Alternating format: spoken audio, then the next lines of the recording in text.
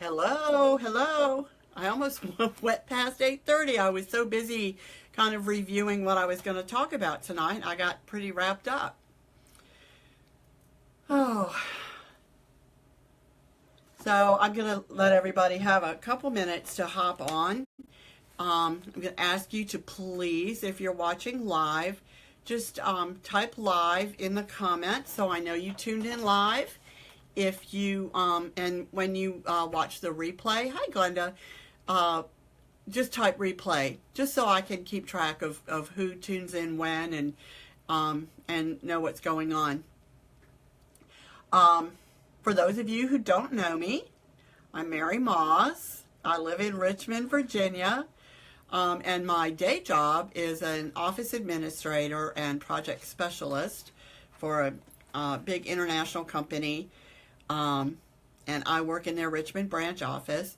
And my alter ego is a writer and speaker, Christian storyteller, and just basically a kind of professional encourager and connector. My dream is to help other people figure out how their dream interconnects with God's dream for their lives. It's as simple as that, and however that happens to manifest itself. So that leaves it pretty wide open, and I've had some really great opportunities because I am open to whatever might come my way. So the topic tonight is about invisibility, and I hope that if you know of anyone that you think might benefit from talking about it, from some ways to maybe overcome it, please feel free to share this with them if you think it would help them. Oh, thank you. Thank you for liking my accent. I appreciate that.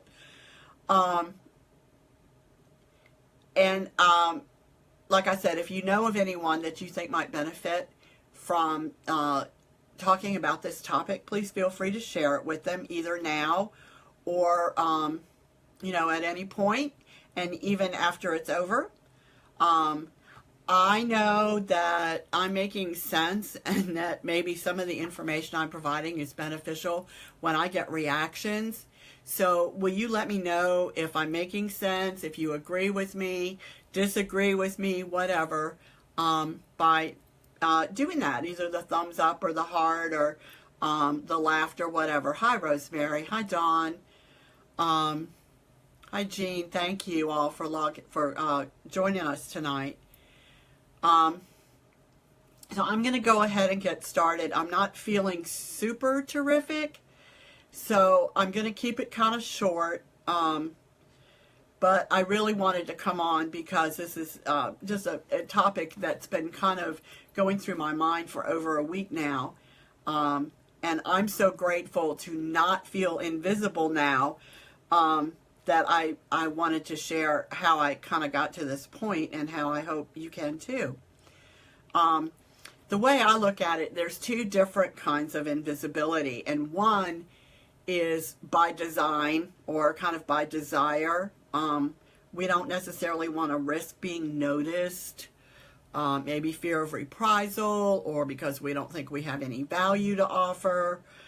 Typically, we got kind of low self-esteem, maybe, low self-confidence. And a lot of times I think that behavior is learned maybe from childhood. I know, you always heard the old saying that children are supposed to be seen and not heard. And depending on how strictly that's enforced, that could have started at childhood. It could be, that you're just a naturally quiet person, and so you tended to get overlooked a lot and didn't really feel like you could express yourself. So that's kind of not by your design, not by your plan. The other kind is equally as discouraging maybe and difficult to deal with. And that's when we do want recognition, when we do want acknowledgement for our opinions and our ideas, for our accomplishments. and we don't get them. We're overlooked. Maybe we're inclined to be a people pleaser. And so we kind of blend into the background. Now, does that sound like anybody you know? Hey, Karen, thanks for tuning in. I know I was like a combination of both of those. And particularly the last job I had, I felt very invisible by the end. And I was so glad that I was able to get out of that environment. And it's really taken me almost 7 months at my current job, where I'm very much, they let me know on almost a daily basis that I'm appreciated and valued. And the people that I work with make sure to let my bosses know that they value my contribution and that my contribution is important. And that just makes a huge difference, because I really feel like I've kind of blossomed at this job. And so that's a gift. But there's some things that we can kind of do to start working our way out of that hole, if we do want to stop being invisible and start having some kind of healthy and vital relationships. And one way to do it, there's 3 questions that I'm going to pose for you, and I will edit this post after I'm done and put these 3 questions in the post, so you'll have them. And can go back to them, so you don't have to try to write them down or remember them all now. But the first one is to stop and think about 3 things that you really like about yourself. Hopefully you can think of that right off the top of your head, but if you can't, take some time and think about it, and go ahead and jot them down. And 3 things, at least 3 things that you like about yourself. It can be any 3 things you want. Then think of 3 things that your friends or family or colleagues like about you. Hopefully you know 3 things that they like about you. Then the last thing is, what are 1 or 2 of the moments in your life that you are the most proud of? Things that you've accomplished that you're the most proud of. Hey, Erica. Hi, Phyllis. So ask yourself those 3 questions. Spend some time writing them down, because that's going to be the foundation for how we can start overcoming this feeling of invisibility, because we've already then named some things about ourselves that are valuable. So that's the first step. One thing that I think sometimes is a challenge for us and that keeps us feeling invisible is social media. And I mean, I love social media, don't get me wrong, but it's very easy to hide behind social media and not have in-person relationships with people. And I have some relationships online, people I've never met, that I feel very close to. So don't get me wrong, it's not that it's not possible. But if those are our only relationships, it can be really troublesome when we do find ourselves in a situation where we need to have relationships with people, where we need to interact. I mean, you have to have in-person relationships with people if you're going to start feeling like a real person. So that's the first cure, is to actually get in front of people. You know, stop hiding behind your phone or behind your computer and get out there and talk to people. And, you know, it can even start small, like even if you're shopping and just making eye contact with fellow shoppers. I always try to chat up the cashier, and they usually appreciate that, being acknowledged, because everybody likes to be acknowledged. So you could start out small. If someone that you work with makes a statement or a comment on a subject that you agree with, you can say, oh, that's a really good point. And then you have a place that you can start engaging, you know, ask them the next question, or just acknowledge them, so that people start seeing you as a person who has opinions. if you have spent most of your time in a relationship with someone and never expressed an opinion, either because you didn't think they wanted to know, or because you didn't think they would care, or because maybe you've been made to feel that it didn't matter, speak up for yourself, and start setting a different pattern than the one you've had. Does that make sense? Does that sound like something, it's not too scary, hopefully, but something that will start you down that path? The other thing about being in person is that you have body language, which is so important in communication, because a lot is lost behind, even like on a live, or if you're doing a Zoom or something where there's two-way communication online. Just the way someone sits and looks and you know, comports themselves says a lot. You know, are their arms crossed? Do they look interested? Do they look bored? So body language is crucial in knowing if you're actually connecting with someone, if you're alienating them. Yes, that nonverbal communication, Mackenzie, you're right. It's really important. The other thing is that, you know, your physical presence takes up space.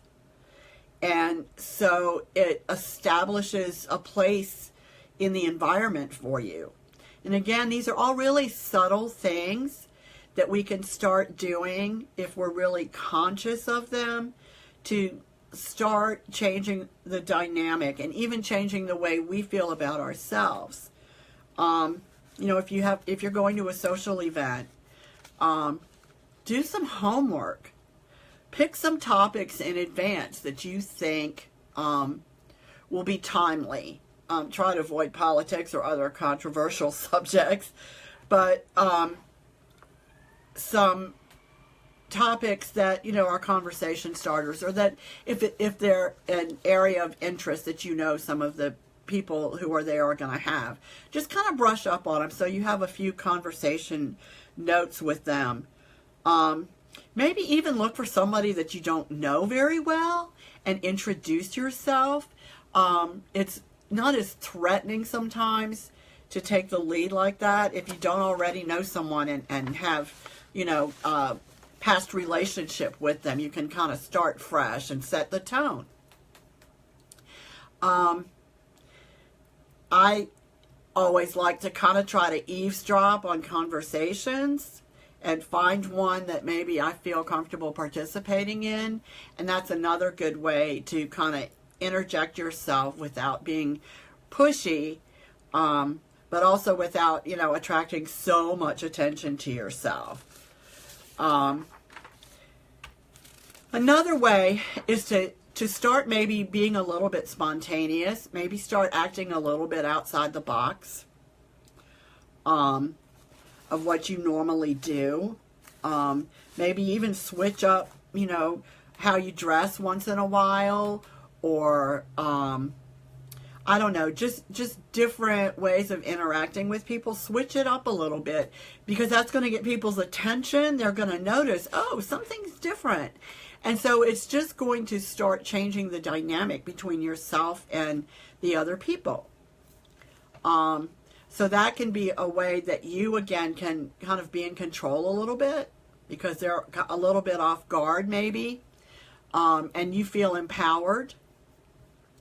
And again, when you're in these situations, you know, always go back to those 3 questions. Use that as your default and your fallback, you know, the things you like about yourself, the things that other people have said they like about you, the things that you're proud of. Keep repeating those to yourself. Keep affirming yourself.